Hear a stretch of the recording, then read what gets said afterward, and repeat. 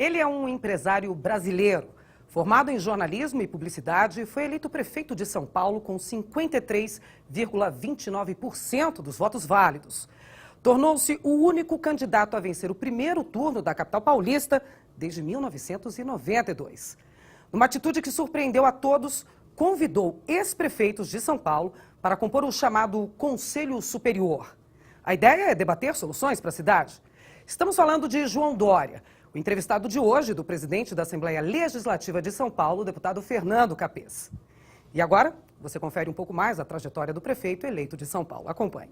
Era o ano de 1964, quando o deputado federal João Agripino da Costa Dória Neto foi cassado. Exilado, perdeu todo o patrimônio e a família se viu obrigada a mudar os seus padrões. Seu filho, João Dória Júnior, deixou o colégio particular para estudar em um colégio estadual no período noturno. A ideia era trabalhar durante o dia. E foi justamente o que aconteceu. Aos 13 anos, João Dória Júnior já ajudava nas contas da casa. Articulado aos 18, era diretor de comunicação da extinta TV Tupi. E aos 38 anos, fundava o LIDE, grupo de líderes empresariais com mais de 400 empresas que, juntas, representam cerca de 40% do PIB privado nacional. João Dória ainda é membro do Conselho Deliberativo do Fundo Social de Solidariedade do Estado de São Paulo e preside o Grupo Dória. Agora, seu próximo desafio é ainda mais grandioso.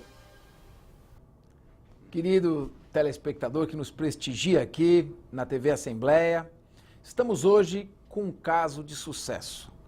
É muito importante, a gente se preocupa em trazer para vocês exemplos de pessoas que superaram as adversidades, fizeram da dificuldade uma oportunidade, empreenderam e venceram por mérito próprio.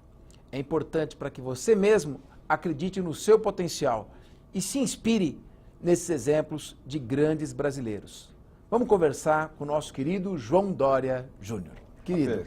Uma grande alegria estar aqui com você, viu? Uma muito honra feliz. para nós. Obrigado. Somos todos seus honra admiradores. E eu já pergunto o seguinte, João. O que mais me impressionou na sua trajetória foi quando você, sendo um empresário numa zona de conforto, bem-sucedido, diz: vou disputar as prévias para prefeito de São Paulo. Eu cá comigo pensei, o João não tem ideia do que é isso. É uma guerra que ele vai enfrentar. Será que ele está preparado? Você entra e me diz, vou ganhar as prévias e vou ganhar a eleição para prefeito. Eu falei, haja autoconfiança. João, começa a falar um pouco da sua história, da primeira adversidade que você teve, quando seu pai foi cassado, quando vocês perderam tudo. Conta um pouco para a gente te admirar ainda mais. Capês, primeiro, muito obrigado pelo convite. Estou muito honrado de estar aqui, especialmente honrado de estar com você. E aqui na TV Assembleia. Queria agradecer, inclusive, a equipe de produção, a edição, por buscar esse histórico, a lembrança do meu pai, da minha mãe. Fiquei muito feliz de ver essas imagens e muito tocado também. Eu tenho 58 anos, casado com a Bia, que você conhece, minha esposa, 24 anos de casamento, 3 filhos, o João Dória Neto, que é o mais velho, que tem 23, o Felipe, que tem 15, e a Carolina, que tem 14. Todos torcedores do Santos Futebol Clube, obviamente, né? O pai, os 3 filhos, todos torcedores do Peixe. E uma história que começou exatamente como vocês colocaram, com o meu pai, que foi um homem, um imigrante nordestino, baiano, que veio para São Paulo, com muito pouca condição financeira. Meu avô era juiz de direito na Bahia, minha avó era educadora, professora de escola pública. Meu pai e meus tios ficaram com uma dívida muito grande com a minha avó, que com toda a dificuldade ela educou muito bem os filhos, meus tios e meu pai. Meu avô era juiz ganhava muito pouco naquela época, no interior da Bahia, embora meu pai tivesse nascido em Salvador. Então ele raramente via o meu avô, porque o juiz era designado, ele não era juiz em Salvador. Ele veio para cá, trabalhou muito, lutou. São Paulo sempre foi a cidade dos sonhos de muitos imigrantes e não foi diferente com ele. Ganhou a vida aqui, se tornou um empresário de sucesso, um publicitário e acabou sendo convidado pelo Montoro, que você conheceu, aliás, você homenageou aqui na Assembleia recentemente os 100 anos de Franco Montoro. Montoura era do PDC, era deputado estadual, Partido Democrata Cristão, convidou meu pai para ser deputado, sair como deputado federal. Meu pai aceitou, mas disse que queria sair pela Bahia, pela sua terra, e não por São Paulo, onde ele vivia. Foi para a Bahia, em 1960, disputou a eleição, foi o segundo deputado federal mais votado pelo seu estado, pela Bahia. Uau. Pelo PDC, que era um ovo na Bahia, era um partido praticamente inexistente. Mas ele já mostrando, vamos dizer, um vigor na sua vontade, na sua determinação, vigor esse que eu herdei com muito orgulho dele. Está no DNA. Está no DNA. Ele se elegeu deputado federal, mas em 64 ele já denunciava o golpe. Desde o final de 63 ele já vinha denunciando que o Brasil podia ter um golpe, o que de fato ocorreu em 1º de abril de 1964. Aí começou a fase mais dura da nossa vida, Capês, porque meu pai foi cassado, exilado, foi para o exílio, foi para a França. Minha mãe, eu e o meu irmão Raul fomos 2 anos depois da ida do meu pai. Minha mãe vendeu todo o patrimônio que tinha aqui pelo preço que podiam pagar, porque você não programa um exílio. Exílio não é um sabático, não é um programa de férias, não é um autoexílio. Você é violentado com essa condição. O dinheiro acabou, porque durou pouco, durou 2 anos o recurso para poder nos manter. Nós voltamos, minha mãe, meu irmão e eu, para cá. Meu pai tinha que ficar. Se voltasse era preso, como qualquer exilado, se voltasse antes dos 10 anos seria preso. E minha mãe passou a ser a rima de família, não teve o apoio da família dela, foi uma tristeza. Ela, quando mais precisava do apoio da família, não teve, porque a família já tinha condenado o casamento dela com um baiano, achando que ela não tinha que casar com um baiano, que era uma regressão de vida casar com um nordestino. E aí, numa circunstância onde aquele nordestino, onde a família da minha mãe já condenava o casamento, imagina um nordestino exilado, sem dinheiro, pobre e sem condição de sustentar a família. Minha mãe foi execrada, né? Tá vendo? Não falei, foi casar com um nordestino, olha o que deu. Ao invés de abrigarem minha mãe, ajudarem minha mãe, se afastaram da minha mãe. E minha mãe realmente chorava muito, vivia uma profunda tristeza e com muita dificuldade de sustentar a família. Ela não tinha sido educada para trabalhar. Naquela época, década de 60, 50, 60, as mulheres eram educadas para serem esposas do lar, administradoras da casa. Não como hoje, as mulheres são educadas para serem líderes, para terem os seus direitos igualitários. Aí, nessa fase muito dura, eu comecei a trabalhar com 13 anos, porque eu não conseguia mais ver minha mãe naquela tristeza diária, chorando. O que nos mantinha de pé eram as orações, Capês. Era a oração à noite, onde eu me ajoelhava ao lado da minha mãe para fazer as orações, era aquilo que nos mantinha de pé. Meu irmão era muito pequenininho, nem entendia ainda o que era, o que se passava. E eu comecei a trabalhar com 13 anos de idade. Saímos de uma vida de muito conforto antes do exílio, morávamos no Pacaembu, numa casa com piscina, com empregados, motorista, automóvel. Estudava no Colégio Rio Branco, uma escola privada, naquela época era a melhor escola de São Paulo. Depois do exílio, fomos morar num apartamento que tinha 1/20, 1/40 do tamanho da casa, aliás, fruto de uma dívida enorme que minha mãe não conseguia pagar, o apartamento, não conseguia nem comprar comida, quanto mais pagar apartamento. Ficamos sem luz várias vezes, não tinha telefone, não tinha dinheiro para ter telefone, o telefone era caro. Eu andava de ônibus, comprava pastas da CMTC na Galeria Prestes Maia, e fui em busca do emprego, consegui. E esse emprego, para mim, é o primeiro emprego que realmente a gente nunca esquece, porque eu precisava muito, eu queria ajudar minha mãe. E tinha prometido, quando recebi o registro do emprego, a minha mãe, levei a minha carteira de trabalho, falei, mãe, esse é meu primeiro emprego, muito em breve você não vai ter mais que trabalhar, e você não vai ter mais que chorar, porque eu vou sustentar a casa. E eu tinha isso como uma determinação de vida. Não consegui, Capês, porque minha mãe, 1 ano e meio depois, morreu. Eu tinha menos de 15 anos, enfraquecida por toda essa situação, debilitada na saúde, no seu estado psicológico também. Minha mãe morreu de pneumonia, mas para mim, o que determinou a morte dela foi o desamparo.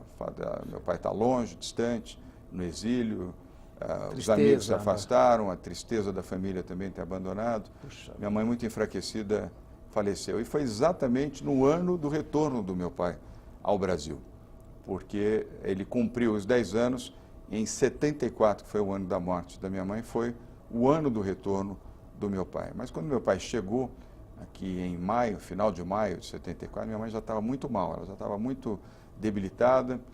Em julho ela teve uma piora grande, em agosto, 13 de agosto de 74, ela faleceu. E eu não pude cumprir a minha promessa, que era ganhar o suficiente trabalhando para que ela pudesse ficar em casa e não sofresse mais.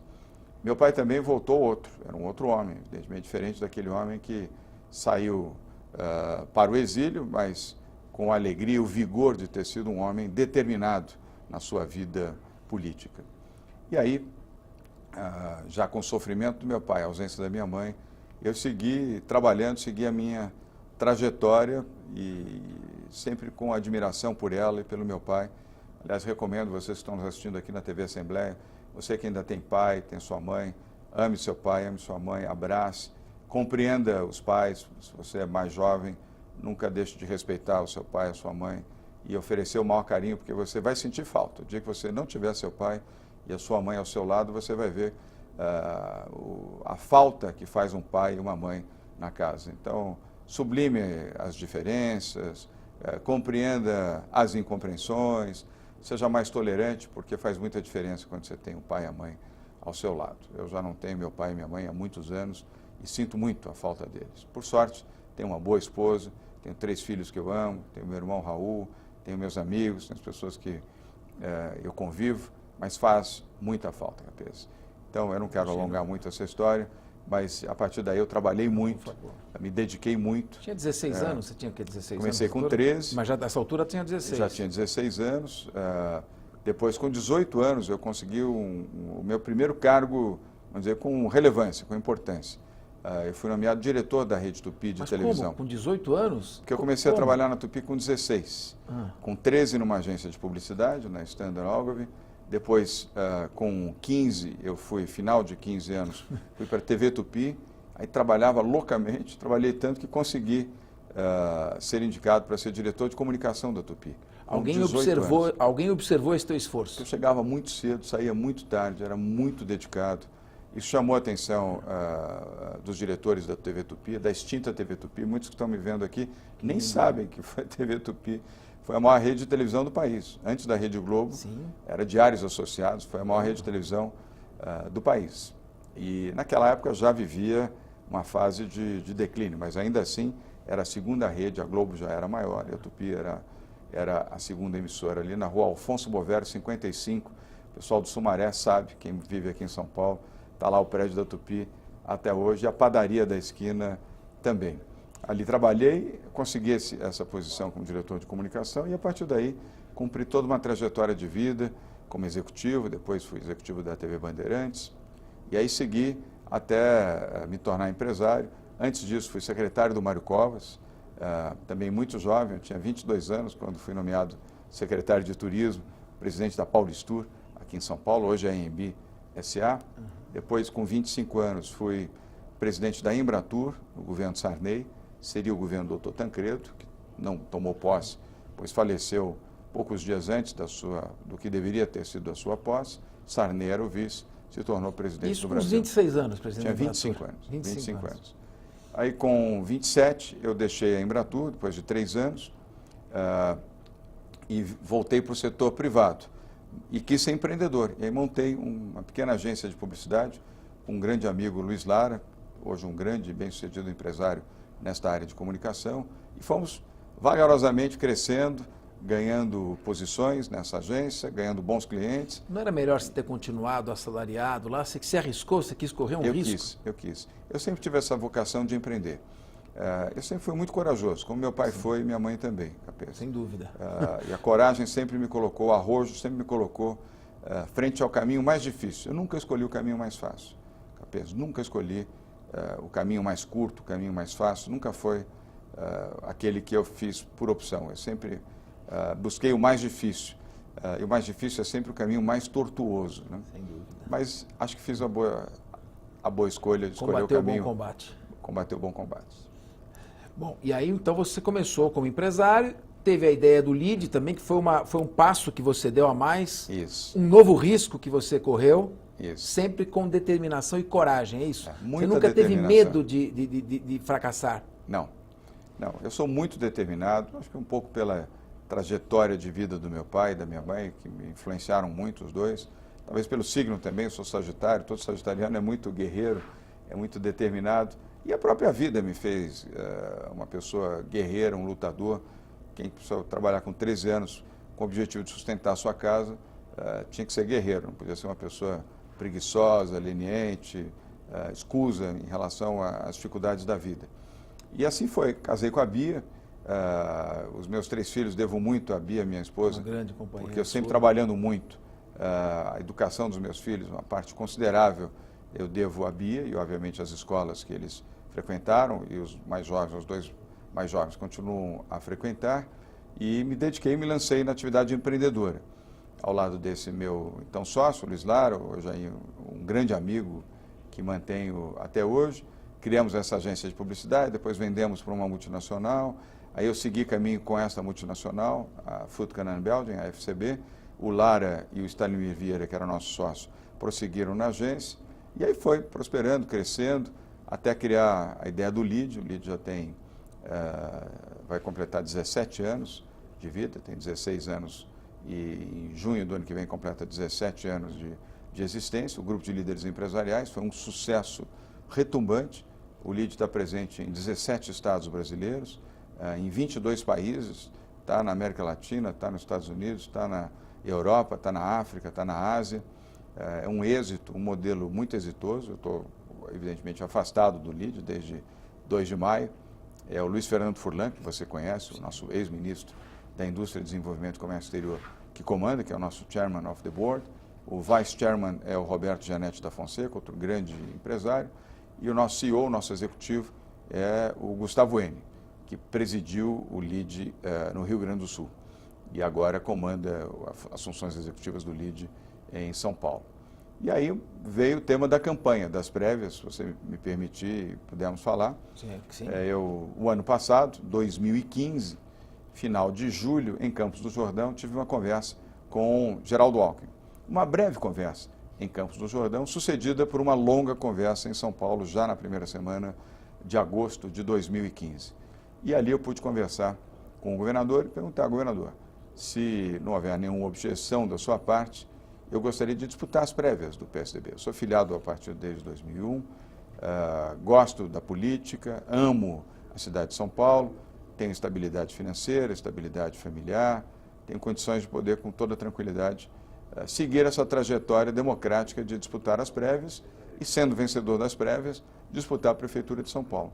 O governador disse, faça isso, as prévias são para isso, todos que quiserem disputar, desde que tenham 6 meses no mínimo de filiação no PSDB, podem fazer. Nenhuma restrição. Mas ele me alertou, Capese. Ele disse, você não será o meu candidato. Você só será o meu candidato quando for o candidato do PSDB. Perfeito. Ele, com muita clareza e com muita democracia, fez essa colocação. E me deu 5 conselhos, que eu reproduzo aqui, mesmo não me apoiando oficial e formalmente. Mas ele disse, gaste sola de sapato, amasse barro, priorize a periferia, principalmente a Zona Leste e a Zona Sul, as áreas mais pobres, mais carentes da nossa cidade. Seja você mesmo, não queira transparecer nada que não signifique a sua verdade, a sua autenticidade, e fale pouco e escute muito. Foram 5 sábios conselhos que ele me deu. E eu fui à luta, fiz a minha inscrição no Diretório Municipal do PSDB, numa disputa muito dura, porque eu não tinha apoio de ninguém. O André Matarazzo, que já era um candidato natural como vereador, como ex-pré-candidato do PSDB, nas eleições onde ele cedeu a sua posição ao José Serra, que disputou a eleição com o Fernando Haddad e infelizmente perdeu, era um candidato imbatível. Diziam que era impossível alguém vencer o André, porque já vinha fazendo campanha há 4 anos, era vereador, tinha o apoio de toda a bancada do PSDB na Câmara de São Paulo, ele e mais 8 vereadores, tinha todo o apoio de todos os deputados estaduais, com exceção de um com domicílio eleitoral na capital, apoio de todos os deputados federais com domicílio na capital e o apoio do Fernando Henrique Cardoso, a Luiz Nunes Ferreira, Zé Aníbal, Alberto Goldman, José Serra, ou seja, um arco de apoios considerável. Era uma temeridade alguém disputar com alguém com essa característica, Quero com a deixar própria claro biografia individual, né? Deixar claro que eu não estava entre os deputados estaduais que apoiavam o André Matarazzo. Acabei de falar com exceção de um. Né?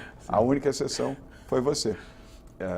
E todos os demais, o que não há nenhum problema, democraticamente, fizeram as suas opções. Aliás, fizeram as opções, ou a opção, muito antes de eu me lançar candidato. Os deputados federais, os deputados estaduais que o apoiaram, os vereadores, e mesmo Fernando Henrique, Goldman, Serra, Aloysio e Zé Aníbal fizeram as opções antes de eu sair candidato. As prévias são para isso, né? Então eu entendi isso com muita naturalidade, mas era um enfrentamento difícil. Sem contar a própria biografia do André. O André tinha uma biografia, ex-ministro, ex-presidente da CESP, ex-secretário em São Paulo, vereador, bom vereador na Câmara Municipal de São Paulo, ou seja, era um enfrentamento para você perder, não era um enfrentamento para ganhar. Mas eu, como sou determinado em tudo que faço, eu entrei para ganhar. E entrei para ganhar... Planejado e estratégico. Isso é importante. Para quê? Porque as pessoas estão acompanhando, te admiram. Hoje você é um exemplo ainda maior para ser seguido. Obrigado, então, Capês. Como é que ele fez? Quer dizer, não basta ter coragem e determinação. Você trabalhar. Então, e você fez um planejamento, você teve uma estratégia, isso que é importante. Eu sou muito estratégico, eu planejo muito, eu acredito muito que a boa gestão estabelece como princípio um bom planejamento. E estabeleci com poucas pessoas, eram quatro, eu e mais 4 fazendo a campanha. E que nos ajudaram a organizar a campanha. E fiz uma campanha de baixo custo, e muita organização e muita sola de sapato. Aí os conselhos do Geraldo Alckmin foram muito úteis. Eu fui ao encontro das pessoas, olho no olho, falar a verdade. Como você fez aqui, você não deixou de cumprimentar uma única pessoa no seu trajeto até o estúdio. Eu sempre faço isso, e sempre fiz isso. Não é agora que vim para a vida pública, é espontâneo. Eu sempre tratei bem as pessoas, sempre gostei das pessoas. Sempre fui afetuoso com as pessoas. Essa sempre foi uma característica minha e será sempre, eternamente. Eu tenho isso no meu DNA, na minha alma, no meu coração. E aí funcionou muito bem. Em dezembro, em 19 de dezembro, num jantar na casa do empresário Flávio Rocha, o governador deu a primeira sinalização, citando uma frase do poeta francês Victor Hugo, de que tudo a seu tempo, chegou o tempo do João Dória. Ele não explicitou o apoio, mas ele indicou que poderia dar o apoio. Mas em dezembro nós já estávamos com a nossa candidatura viabilizada. Em janeiro, para você que gosta de política, que nos acompanha aqui na TV Assembleia, surgiu uma segunda candidatura com o objetivo de drenar o apoio que nós já tínhamos conquistado até o final de dezembro, que foi a candidatura do Ricardo Trípoli, que já foi presidente dessa casa, que foi seu antecessor, um brilhante parlamentar, juntamente com Bruno Covas, o deputado federal mais votado pelo PSDB, segundo deputado federal mais votado do Brasil, de São Paulo e do Brasil, e o Zé Aníbal, senador da República, e também com uma trajetória linda na política brasileira. Puxa, eu tinha um adversário que já era forte, pesado e duro. Ganhei mais 3, então era disputando com 4 as eleições, as prévias, em fevereiro. Ganhamos no primeiro turno por uma diferença muito pequena, não levamos a eleição, não fechamos no primeiro turno. A diferença foi pequena, mas o que legitimou o segundo turno das prévias do PSDB. Disputamos e ganhamos as prévias do PSDB, sempre com percentuais maiores do que o ministro José Serra teve 4 anos atrás.